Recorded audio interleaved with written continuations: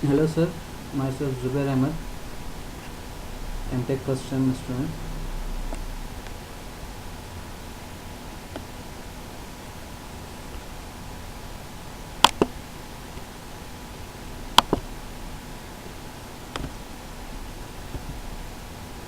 My topic is ECOS, that is Embedded Configurable OS.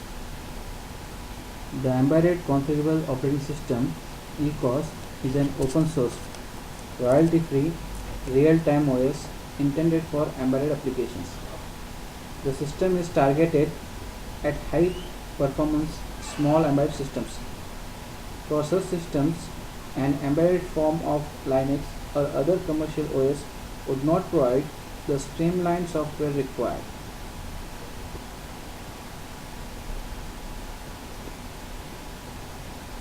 The ECOS configuration tool, which runs on Windows or Linux, is used to configure an ECOS package to run on a target embedded system.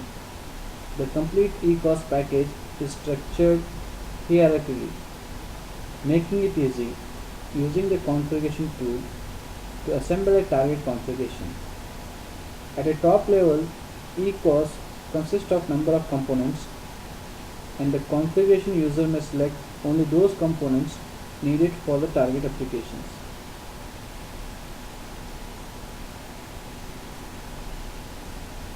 The figure shows the top level of the ECOS configuration tool as seen by the tool user.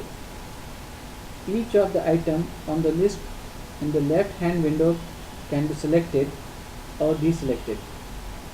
When an item is highlighted, the lower right hand window provides a description and the upper right hand window provides a link to further documentation plus additional information about the highlighted item. Items on the list can be expanded to provide a finer grained menu of options.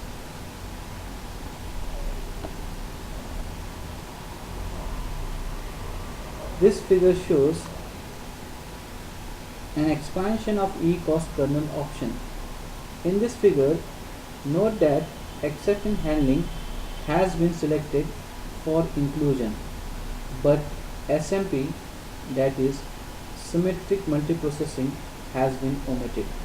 In general, components and individual options can be selected or omitted. In some cases, individual values can be set. For example, a minimum acceptable stack size is an integer value that can be set or left to a default value. This is the figure which shows a typical example of overall process of creating the binary image to execute in the embedded system. This process is run on a source system such as Windows or Linux platforms, and the executable image is designed to execute on a target embedded systems such as a sensor in an industrial environment. At the highest software level is the application source code for a particular embedded application.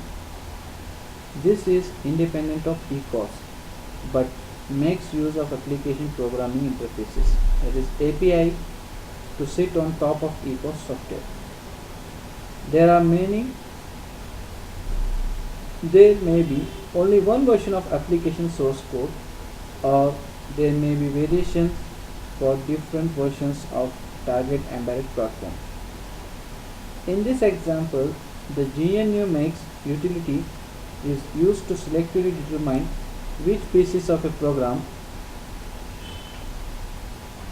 is needed to be compiled or recompiled.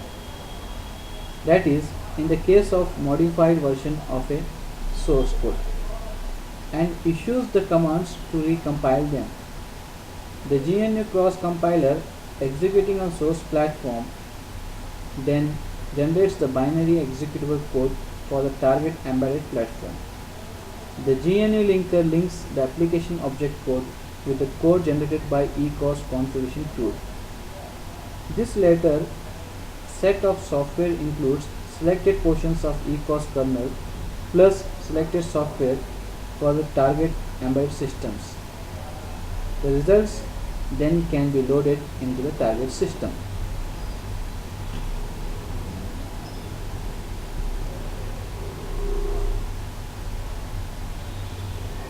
This is a ECOS layer structure which has at the bottom hardware abstraction layer, the next kernel, and the input output system, that are device drivers, and the next is standard library, and the uppermost is user application code.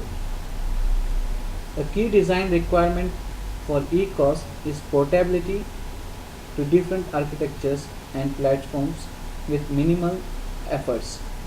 To meet this requirement, ECOS consists of layered sets of components as shown in the figure.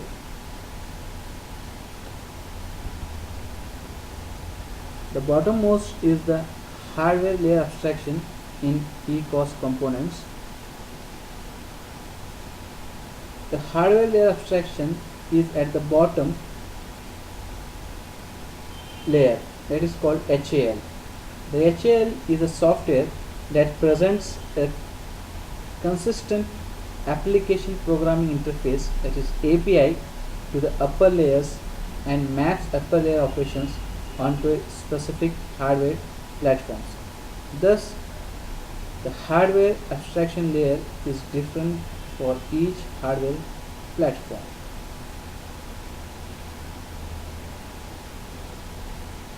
The figure in the above example demonstrates how HAL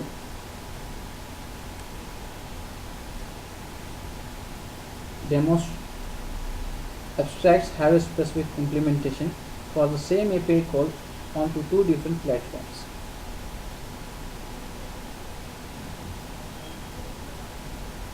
As this example shows, the call for an upper layer to enable interrupts is the same on both platforms, but the code implementation of the function is specific to each platform.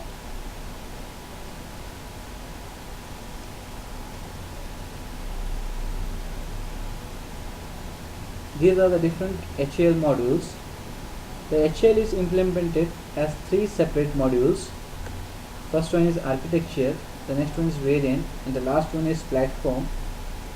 What is an architecture? Architecture defines the processor family type. These modules contain the code necessary for processor startup, interrupt delivery, context switching, and other functionality specific to instruction set architecture of that processor family. Variant. Variant supports the features of specific processor in the family. An example of a supported feature is an on-chip module such as memory management unit, that is MMU. The last one is platform.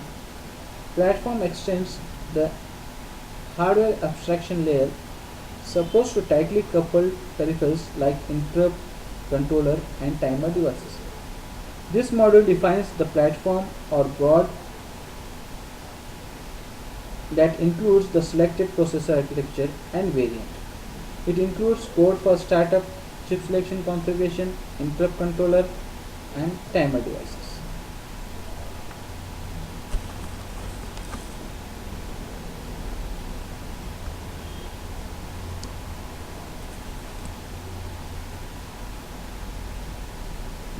The next component in the layer structure is kernel, ECOS kernel. The ECOS kernel was designed to satisfy four main objectives: low interrupt latency, low task switching latency, small memory footprint, deterministic behavior. First one is low interrupt latency. The time it takes to respond to an interrupt and begin executing an SSR is known as low interrupt latency. Second one, the time it takes from when a thread becomes available to when actual execution begins is known as low task switching latency. Small memory footprints are memory resources for both program and data are kept to a minimum by allowing all components to configure memory as needed. Deterministic behavior. Throughout all the aspects of execution, the kernel performance must be predictable and bounded to meet real-time application requirements.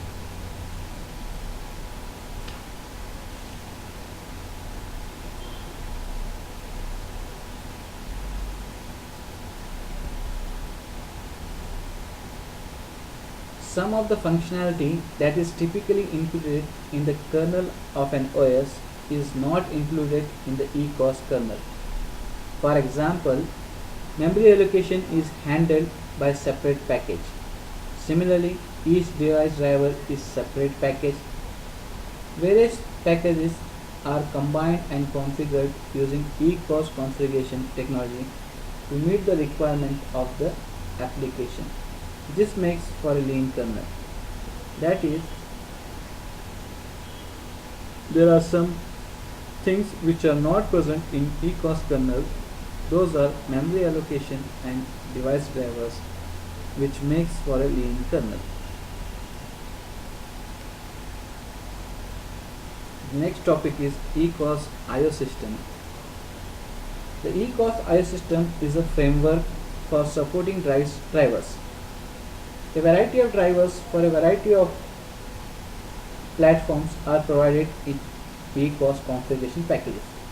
These includes drivers for several devices, Ethernet, flash memory interfaces, and various input-output interconnects such as PCI, that is Peripheral Component Interconnect, and USB, Universal Serial Bus. And in addition, users can develop their own device drivers. The principal objective for the input-output system is efficiency, with no necessary software layering or extraneous functionality. Device drivers provides the necessary functions for input, output, buffering, and device controls.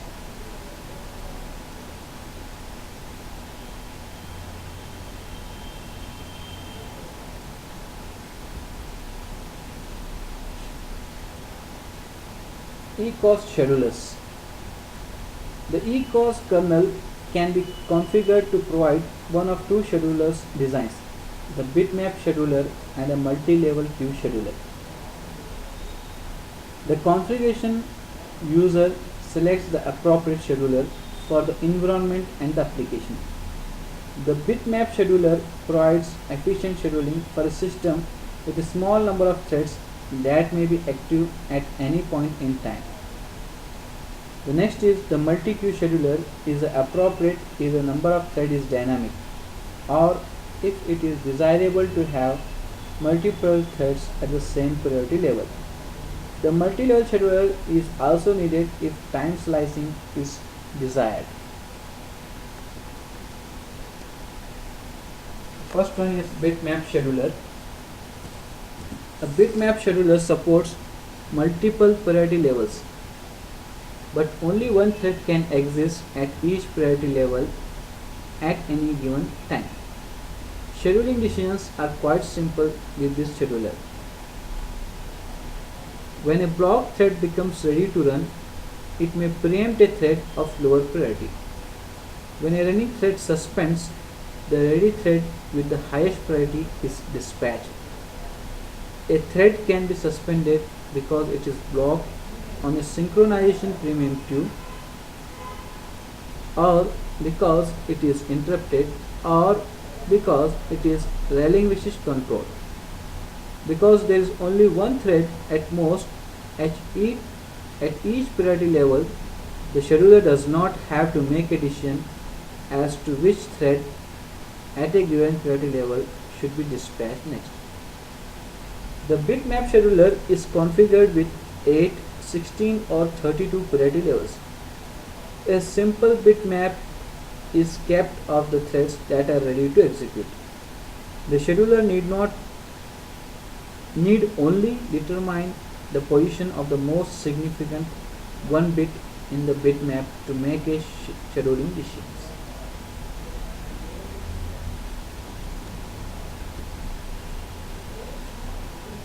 The next design is multi-level queue schedulers. As with the bitmap scheduler, the multi-level queue scheduler supports up to 32 priority levels. The multi-level queue scheduler allows for multiple active threads at each priority level, limited only by system resources.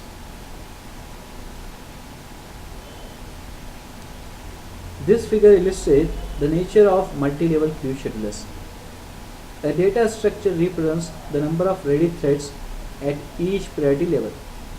When a block thread becomes ready to run, it may preempt a thread of lower priority. As with the bitmap scheduler, a running thread may be blocked on a synchronization primitive because it is interrupted or because it is relinquishes control. When a thread is blocked, the scheduler must first determine if one or more threads at the same priority level as blocked thread is ready. If so, the scheduler chooses the one of the at the front of the queue. Otherwise, the scheduler looks for the next highest priority level with one or more ready threads and dispatches one of these threads. In addition, the multi-level queue scheduler can be configured for time slicing. Thus, if a thread is running and there is one or more ready threads at the same priority level, the scheduler will suspend the running thread after one time slice and choose the next set in the queue at the priority level.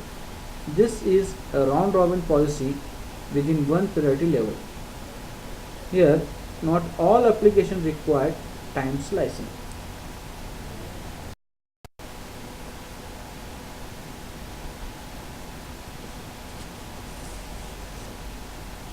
ECOS thread synchronization. The ECOS kernel can be configured to include one or more of 6 different thread synchronization mechanisms. These includes the classic synchronization mechanism, that is mutexes, semaphores and condition variables. In addition, ECOS supports two synchronization or communication mechanisms that are common in real-time systems, namely event flags and mailboxes. Finally, the ECOS kernel system supports spin locks, which are useful in SMP, that is symmetric multiprocessing systems.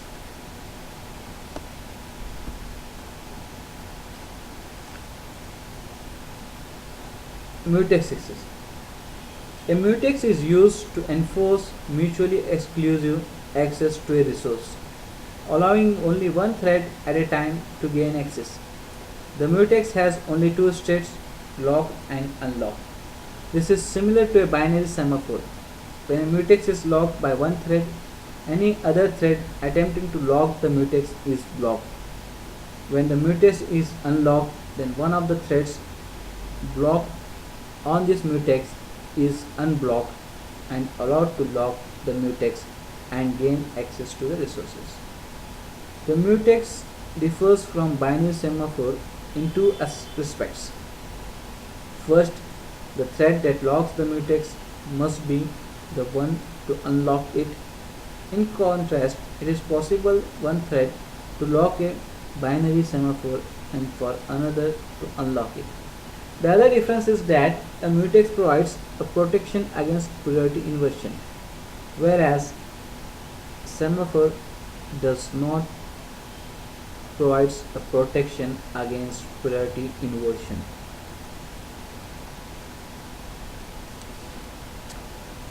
Condition variables. A condition variable is used to block a thread until a particular condition is true.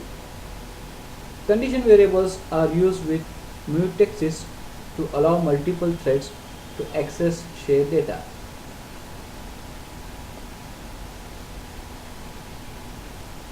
The following is the example of condition variables. These are the basic commands used in condition variables. The basic commands are cyg condition wait, cyg condition signal, and cyg condition broadcast. The first, condition wait, causes the current thread to wait on a specified condition variable and simultaneously unlocks the mutex attached to the condition variable. The second command, condition signal, wakes up one of the thread waiting on this condition variable, causing that thread to become the owner of the mutex. The last command, condition broadcast, wakes up all the threads waiting on this condition variable. Each thread that was waiting on the condition variable becomes the owner of the mutex when it runs. Thank you.